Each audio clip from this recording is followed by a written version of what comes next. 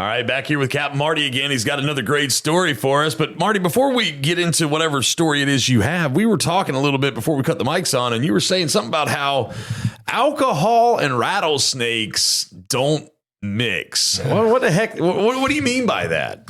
Well, that's two things that'll jump up and bite you. Okay. And as a boy, as a 16-year-old boy, I learned that experience firsthand. I'll be right back to tell you how I learned it. Frisco Woods Campground, a family-owned gem for over 50 years, offers a perfect getaway on Hatteras Island. Whether you prefer tent camping, electric water sites, RV spots, or primitive camping cabins, there's something for everyone. Guests enjoy free hot showers, a refreshing pool, and breathtaking sunsets over the Pamlico Sound. Nestled in nature, yet close to local attractions, Frisco Woods Campground provides a peaceful retreat with modern comforts, making it an ideal destination for outdoor enthusiasts and families alike. Book online at the Frisco Woods Campground.com.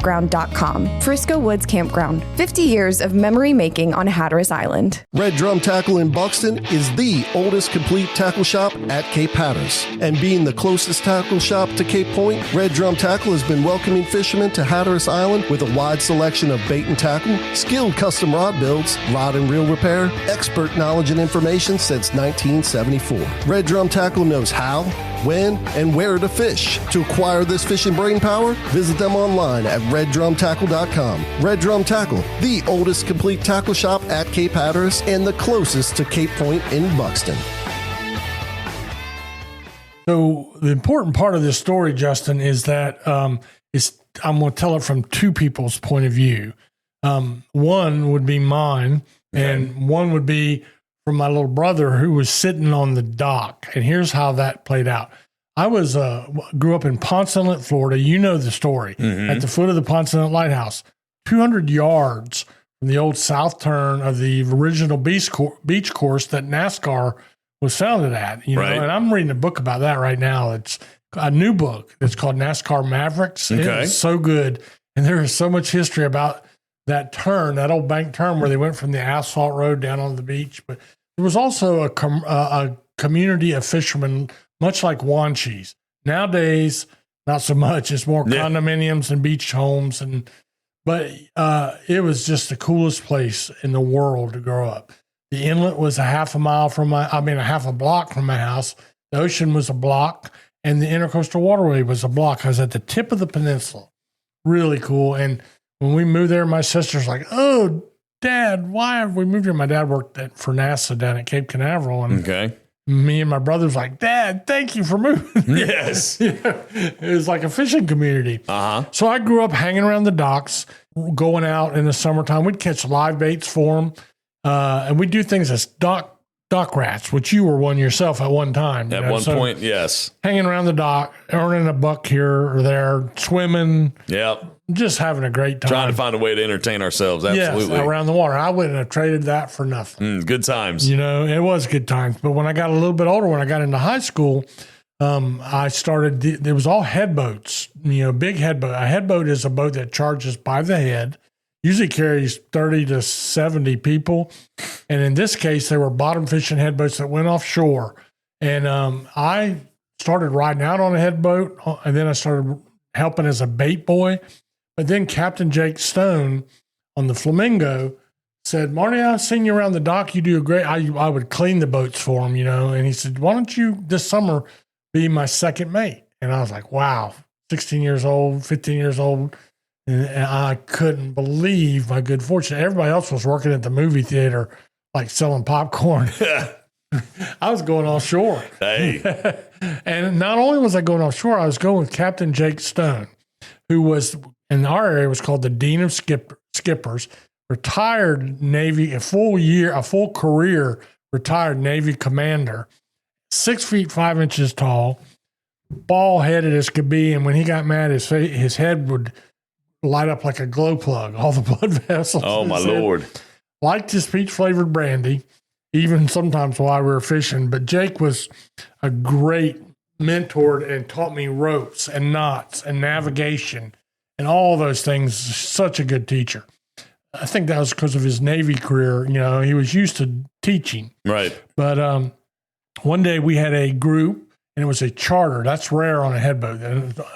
the Beachcomber Club, big nightclub up in Daytona, had chartered the whole boat and sent 40 people on a private trip. We went offshore. We had great fishing, but there was a lot of alcohol being drunk on that trip. I could tell several stories just from this day alone. But the one I'm going to tell you was by the afternoon, it got time to head in. And there's this one guy that had gotten really drunk, but he was not mean drunk.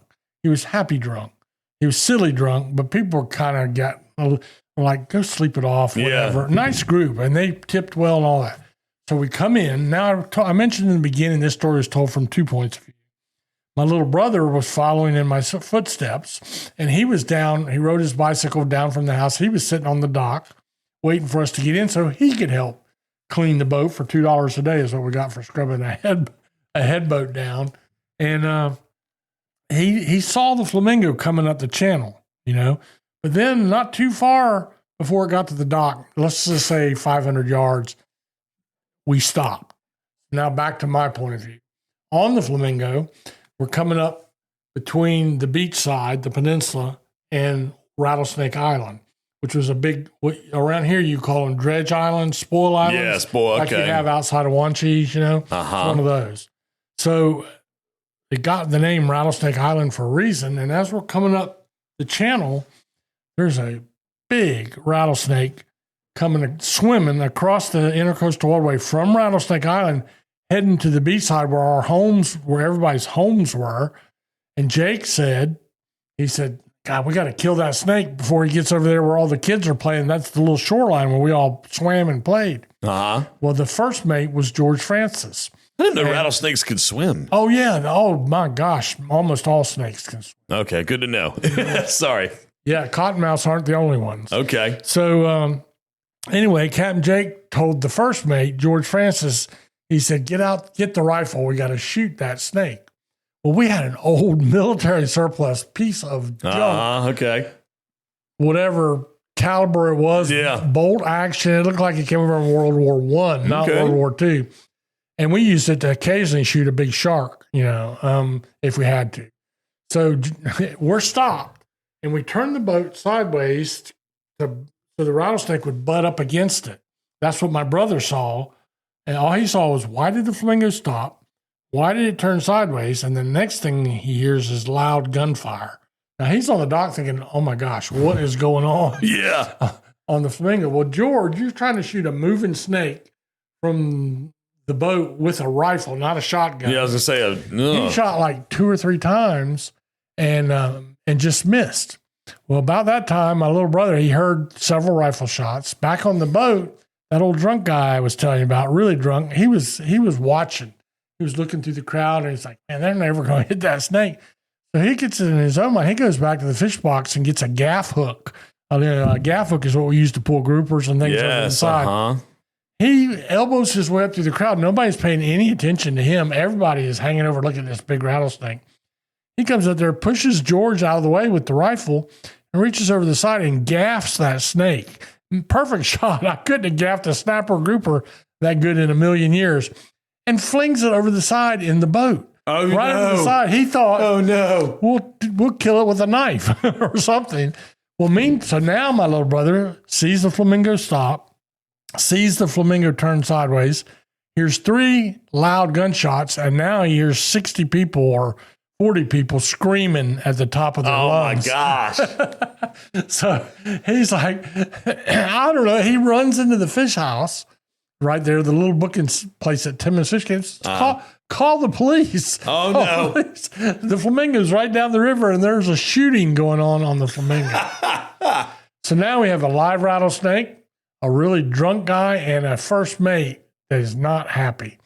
So we ended up taking a baseball bat and disposing of the snake. Okay. So we threw him over the side. No further details necessary. We tied up the drunk guy. When I say tied up, we just set him down and leaned him up against a post that held the hardtop and put a piece of rope around him. And George said, don't you move or I'm going to shoot you next. Oh, Lord.